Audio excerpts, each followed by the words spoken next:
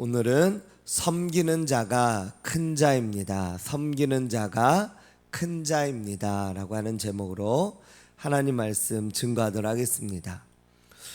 예수님께서 이제 자신의 앞일을 이제 다시 또 예고하는 그 세 번째 예고를 말씀하고 계십니다. 예수님께서 이렇게 끊임없이 예고를 했는데도 불구하고 제자들은 나중에 예수님이 이제 붙잡혀가는 그때에 예수님을 모두 다 떠나고, 그리고 심지어는 부활하시고 그분이 죽으시고 부활하신 이후에도 제자들은 시리에 빠져서 예수님의 죽으심에 대해서 두려워하고 또 무서워하고 또 그들이 그렇게 숨어 있었던 그런 것들을 보게 되면서 예수님의 이 말씀을 왜 제자들이 깨닫지 못하였을까, 그런 생각을 합니다. 이들에게 있어서 예수님의 말씀은 어떻게 보면 동화 속의 이야기 같이 그들에게 들려졌을 것입니다. 그리고 그들과는 상관없는 이야기처럼 들려졌을지 모릅니다. 그리고 예수님의 이 이야기가 어찌 보면 터무니없는 이야기처럼 그렇게 들려졌을 수 있다라고 하는 것입니다. 저희도 다른 사람들의 어떤 이야기를 이렇게 들을 때 어찌 보면 제자들의 모습과 같이 그렇게 다른 사람의 이야기를 들을 때가 있습니다. 다른 사람의 이야기다 보니까 나와는 상관없는 것처럼 내가 들을 때가 있다라고 하는 것이죠.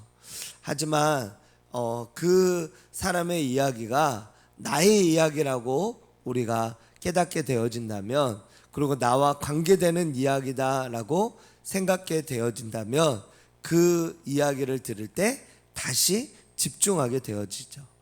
제자들은 이 예수님의 말씀이 무엇을 이야기하는지 이때도 잘 깨닫지 못했다라고 하는 것입니다.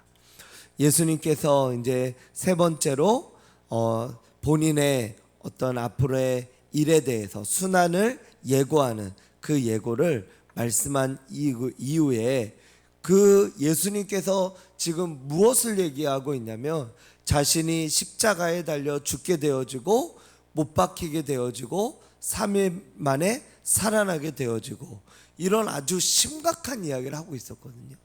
근데 그때 또 이제 그 다음에 하는 이야기가 뭐냐면 20절에 세베대의 아들의 어머니가 아들들을 데리고 예수께 와서 절하며 구하고 있다. 아주 세상적인 것을 지금 예수님은 영적인 것을, 아주 중요한 것을, 예수님의 인생에 또 예수님께서 이 땅 가운데 내려오신 이유, 그리고 하나님께서 천지창조 이후에 가장 중요한 일을 인간들을 위해서 하려고 하는 그것을 예수님께서 말씀하고 있는데, 그런데 이들은 깨닫지도 못하고 지금 자신들의 어떤 밥그릇 싸움을 하고 있다라고 하는 것입니다. 그러면서 세베대 아들의 어머니가 아들들을 데리고 왔습니다. 이때부터 뭐가 있었냐? 어머니의 그 치맛바람이 있었다라고 하는 거예요. 치맛바람. 최초의 치맛바람이 지금 이 성경에 나오고 있다라고 하는 거예요. 21절의 말씀에 보니까 이제 예수님께서 그들을 가리켜서 무엇을 원하느냐 그러자 이 나의 아들을 하나는 주의 우편에 하나는 주의 좌편에 앉게 하소서, 이렇게 이야기를 합니다. 그러자 예수님께서 너희가 내 잔을 마실 수 있느냐, 과연 내 잔을 마시려니와, 너희가 내 잔을 마실 것이긴 하지만 그런데 내 좌우편에 앉는 자는 그것은 하나님께서 예비하신 것이다. 그런데 또 다른 10 제자들이 그 이야기를 들은 겁니다. 이 세베대의 아들들의 이야기를 이제 어머니가 와서 예수님께 청탁을 한 것을 이 다른 10 제자가 듣고 분하게 여긴 거예요. 왜 분하게 여겼을까요? 자기들도 그 한 자리 하고 싶은데, 그런데 지금 그 어머니를 대동해서 그 세베대 아들 두 사람이 먼저 치고 나갔다라고 하는 거예요. 그러니까 제자들의 마음에는 다 무슨 마음이 있는 겁니까? 예수님을 따라다니면서 예수님의 제자가 되면서 뭔가 예수님을 위해서 살아가고 또 예수님을 통하여서 자신들이 하나님을 위해 무언가를 하는 어떤 하나님의 사람들이 되기보다 예수님 때문에 내가 이 세상에서 한 자리 하겠다. 또 그 다음의 세상에 대해서 예수님 말씀했는데 그 다음의 세상에서 내가 한 자리 하겠다. 이런 어떤 세상적인 가치관과 세상적인 어떤 그런 방법과 그 앞길에 대해서 그렇게 그들은 생각하고 계획하고 구상하고 있었다라고 하는 것입니다. 지금 제자들은 아직도 지극히 세상적인 그런 모습으로 나아가고 있었다라고 하는 것입니다. 그러자 예수님께서 그들에게 화를 내시기는커녕 가르치고 계세요. 이들이 또 지금 잘 몰라서 이렇게 하고 있구나. 하나님의 자비하심과 또 인내하심으로 이것에 대해서 인정하고 받아들인 다음에 제자들을 가르치고 계시는 것입니다. 그러면서 이렇게 말씀하고 계시죠. 25절에 보니까 제자들을 불러다가 이방인의 집권자들이 그들이 임의로 주관하고 그 고관들이 그들에게 권세를 부리는 줄을 너희가 알거니와 너희 중에는 그렇지 않아야 하나니 너희 중에 누구든지 크고자 하는 자는 너희를 어떻게 하는 자라고요? 섬기는 자가 되고 너희 중에 누구든지 으뜸이 되고자 하는 자는 너희의 종이 되어야 하리라. 제가 이전에 모교였던 것 같아요. 모교였던지 부역교였던지 잘 기억이 안 나는데 굉장히 오래 전인데 제가 이렇게 화장실에 가면은 이제 화장실에 그 어떤 칸이나 어떤 변기 있는데 그쪽에 그 말씀이나 이런 것들을 이렇게 붙여놓는 교회들이 있거든요. 그렇게 그 교회도 이제 남자들 소변기 위에 말씀이나 이런 것들이 붙여져 있었는데 거기는 뭐가 붙여져 있었냐면은 조그만 만화 그림이 그려져 있었습니다. 그런데 그 만화 그림이 어떤 만화 그림이었냐면은 첫 번째 그림은 안녕하세요, 저는 성도입니다. 이런 그림이에요. 안녕하세요, 저는 성도입니다. 그러더니 성도가 이렇게 인사를 이렇게 살짝 하는 거예요. 그런데 그 옆에 있는 사람은 안녕하세요, 저는 집사입니다. 그러면서 그 성도님보다 더 머리를 굽혀서 인사를 하는 거예요.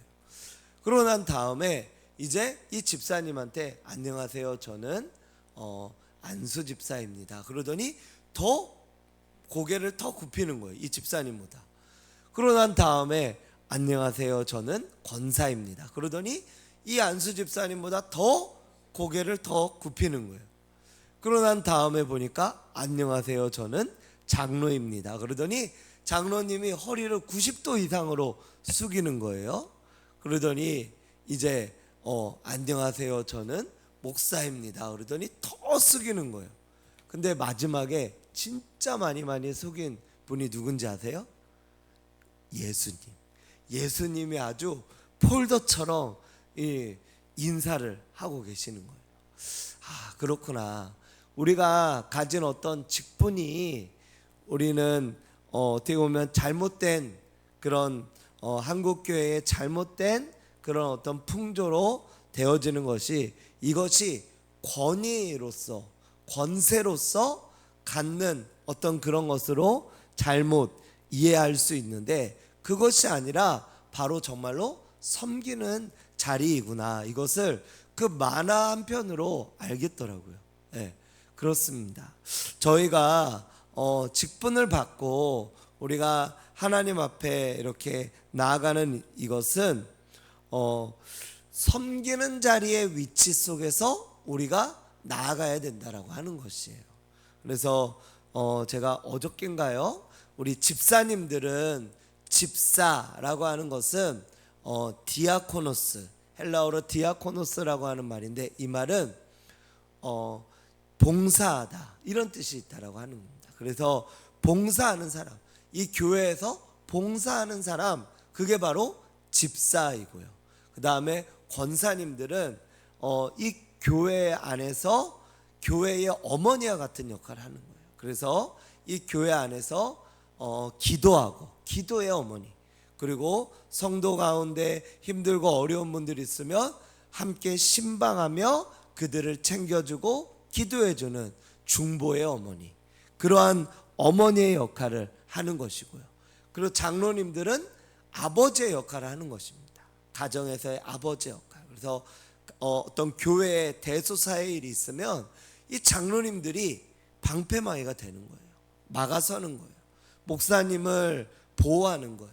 보호하고, 그리고 이 장로님들이 그렇게 이 교회를 지키고 이 교회를 위하여서 어떤 목회자는 물론 처음부터 끝까지 이렇게 우리 노세훈 목사님처럼, 우리 언론 목사님처럼 그렇게 하지만 또 상황에 따라서 옮겨질 수도 있습니다, 목회자는. 그런데 웬만하면 장로님들은 그 교회에서 자라나가지고 끝까지 그 교회에서 이제 은퇴하시고 생을 마칠 때까지 계시는 분들도 많으시잖아요. 그러다 보니까 이 장로님들이 교회를 사랑하며 이 교회 가운데 이 든든한 방패막이가 되어지며 이 교회를 사랑하는 진정한 어른이 되는 그런 모습이 바로 장로님이다라고 하는 겁니다. 그런 어떤 모습들. 그래서 우리 예수님께서 말씀하시는 것처럼 누구든지 크고자 하는 자는 너희를 섬기는 자가 되어야 된다.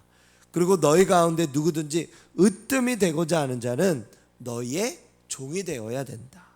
그래서 28절에 우리 예수님은 진정한 우리를 위하여 진정한 섬김의 본을 보이신 진정한 겸손의 왕이셨어요. 그분은 무엇을 하셨냐? 한번 생각해 보세요. 그분은 만왕의 왕이셨어요. 왕인데 이 땅에 하나님, 그리고 그분은 신이셨어요. 신. 그런데 그분은 자신이 창조하신 인간의 몸으로 이 땅에 태어나셨어요.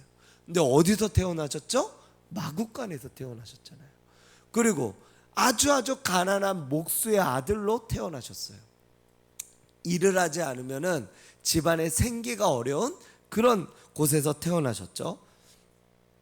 그리고 이 땅에 내려오셔서 30여 년간 생활하다가 3년간 공생애를 마치시고 십자가에 달려서 죽으셨는데, 그 십자가에 달려 죽으신 것은 그의 죄 때문이 아니라 인류의 모든 죄를 위하여 그분이 대신 뒤집어 쓰시고 그분이 대신 담당하시고 십자가에 달려서 죽으셨다라고 하는 것입니다.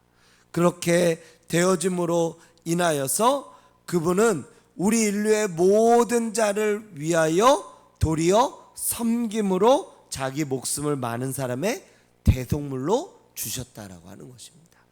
대신 속죄하는 속죄 제물이 되셨다라고 하는 것입니다.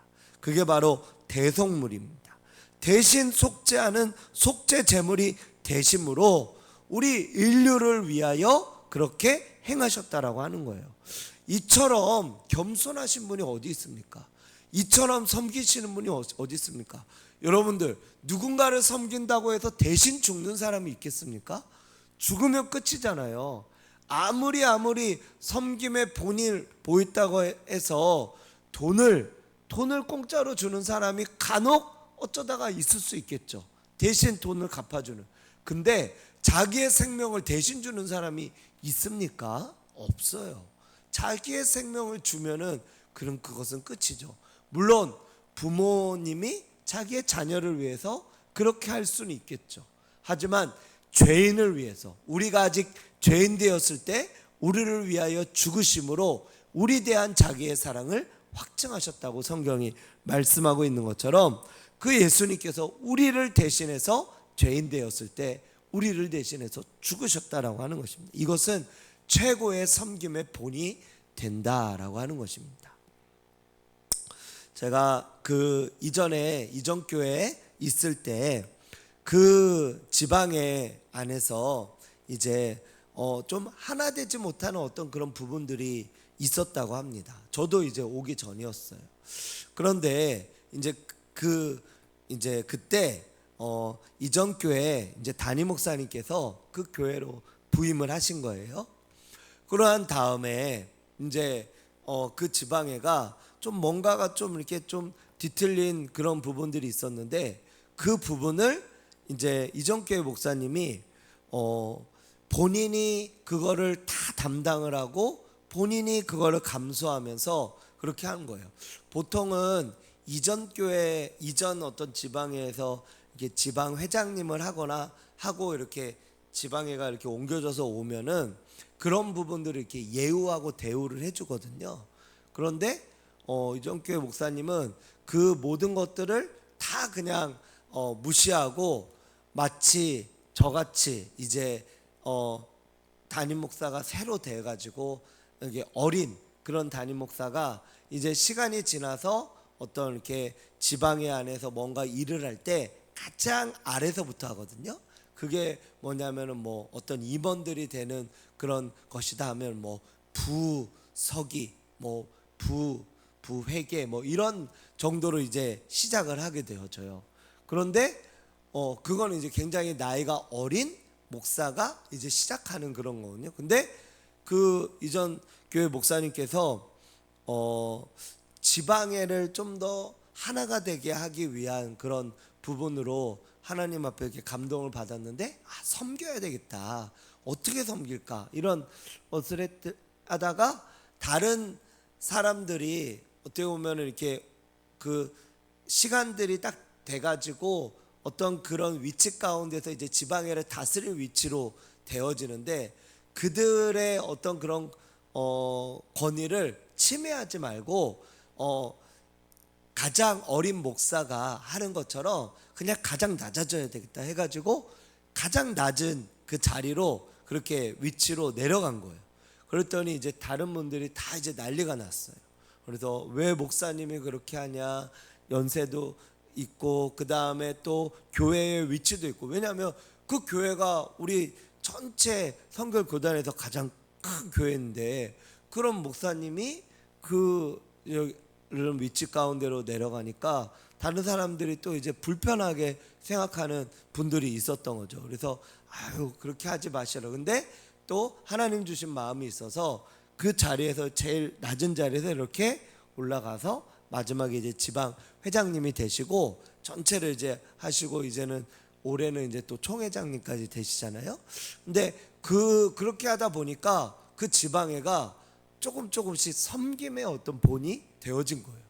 그래서 뭘 하든지 간에 먼저 섬기려 하는 자는 누구는 남의 으뜸이 되고자 하는 자는 섬기려 한다. 이것을 진짜로 실천하다 보니까 지방회가 점점점 하나가 되어지고, 그리고 언젠가는 이스라엘로 이제 성지순례를 가게 되어졌거든요. 이제 성지순례를 가는데 그때 이제 감동을 받으신 거예요. 어떤 감동을 받았냐면, 지방회에 정말 성지순례를 가고 싶은데 재정이나 어떤 여건들이 좀 이렇게 힘들어서 가지 못하는 그 목사님들의 모든 경비를 다 대야 되겠다, 이런 감동을 받으신 거예요. 그래서 그게 성지순례가 적어도 기본적으로 한 명당 한 350 정도는 들거든요. 그럼 부부가 가면 얼마예요? 700만 원이죠. 그러면은 지방의 목사님들이 한 60여 분이 되거든요. 그러면 거기에 부부면은 몇 명이에요? 120명이죠. 근데 물론 거기서 이제 자립한 교회를 제외하고 좀 어려운 교회들을 했을 때 한 20명, 30명 정도는 되거든요. 그러면 얼마예요? 한 명당 700만 원에 부부가 700만 원에 그렇게 되면은 얼마입니까? 1억이 넘어가는 돈이에요. 근데 그거를 이제 목사님께서 감동을 받으셔서 이제 교인들한테도 나누고 하니까 교인들 가운데도 감동을 받고 그 마음에 그거를 이제 후원한 한 가정별로 후원한 그렇게 교인들이 이렇게 우후죽순으로 이렇게 하면서 저희 가정은 뭐 한 목사님 가정을 섬기겠습니다. 뭐 또 어떤 가정은 우리는 2가정을 섬기겠습니다. 이렇게 해서 실제로 700만 원, 1,400만 원 이런 식으로 막 이렇게 후원해 가지고 그 모든 재정이 다 채워진 거예요. 한 1억 몇천만 원이. 그래서 그 지방회가 생긴 이래에 최초로 그렇게 뭐 돈 한 푼 안 들이고 성지순례를 가고, 또 목사님들 인생의 첫 성지순례를 또 가시는 분도 이게 계시게 되어지고, 막 그러한 은혜가 있게 되어진 거예요. 그리고 어디를 가든지 누구를 만나든지 거의 열은 이 목사님이 다 섬기는 거예요. 그것도 뭐 그냥 이런 앞에서 백반이나 이런 게 아니라 최고급 한우 이런 것들을 이렇게 늘 대접을 하는 거예요. 그러다 보니까 지방의 문화와 풍토가 바뀐 거예요. 뭐든지.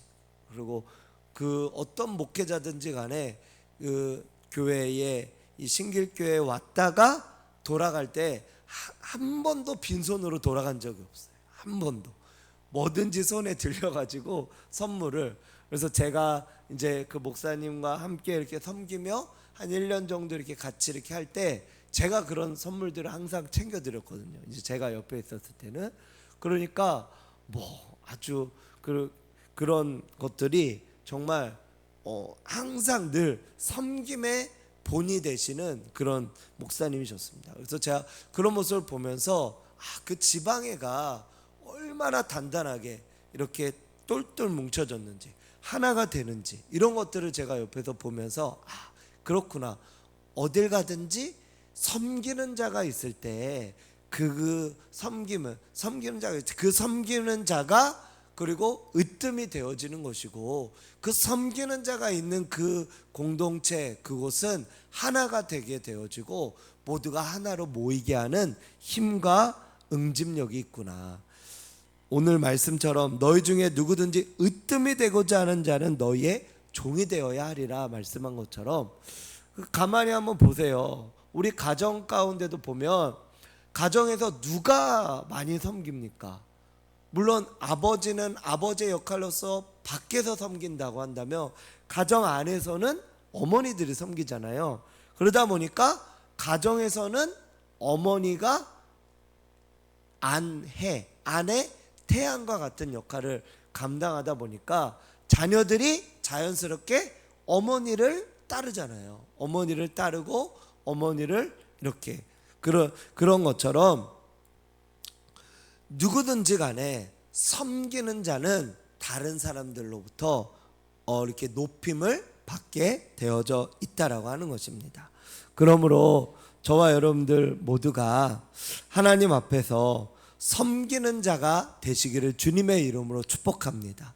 섬기는 자가 큰 자다라고 하는 거예요. 섬기는 자가 큰 자. 저는 이거를 이전에는 몰랐어요. 그걸 모르고 이 원리를 잘 몰랐어요.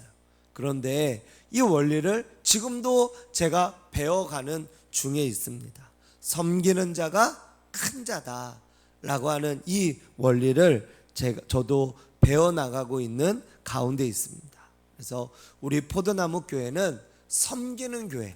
저희가 왜 지역사회를 섬기려고 하고 왜 다음 세대를 세우려고 하고 하는 것입니까? 일단 섬기면 그 교회를 그 지역에서 알아주는 거예요. 섬기는 자를 높여주는 것입니다. 그게 이 세상에서도 동일한 그 하나님 나라의 원리가 통일하게 적용이 되어집니다. 그래서 우리가 섬길 때, 예수님처럼 섬길 때 이 땅을 진정으로 우리가 영향력을 발할 수 있고 또 구원을 베풀 수 있는 능력이 우리 가운데 나타나게 되어진다라고 하는 겁니다. 그러므로 섬기는 자가 되시기를 축복합니다. 그리고 어느 공동체를 가든지 만약에 처음 그 공동체를 가면 그 공동체 안에서 최고로 낮은 자리에서 한번 섬겨보세요. 그러면 다른 사람들이 그렇게 며칠만 하면 다른 사람들이 그 사람을 다르게 봐요. 그리고 그 사람을 이렇게 높이 보는 그런 모습을 보게 될 겁니다. 어디든지 간에 섬기는 자를 하나님께서는 기뻐하시고 높이신다라고 하는 겁니다. 이것이 하나님의 나라의 원리다라고 하는 거예요. 저와 여러분들 모두가 예수님처럼 이 땅 가운데 오신 예수님, 섬기러 오신 예수님처럼 저희도 섬기러 이 땅 가운데 왔고, 그리고 섬기는 자의 모습으로 살아감으로 말미암아 저희 가정에서도, 그리고 이 교회에서도, 그리고 또 어디에 있든지 간에 우리가 섬김의 모습으로 본이 되어서 나아가는 저와 여러분들 되시기를 주님의 이름으로 축복합니다. 기도하겠습니다.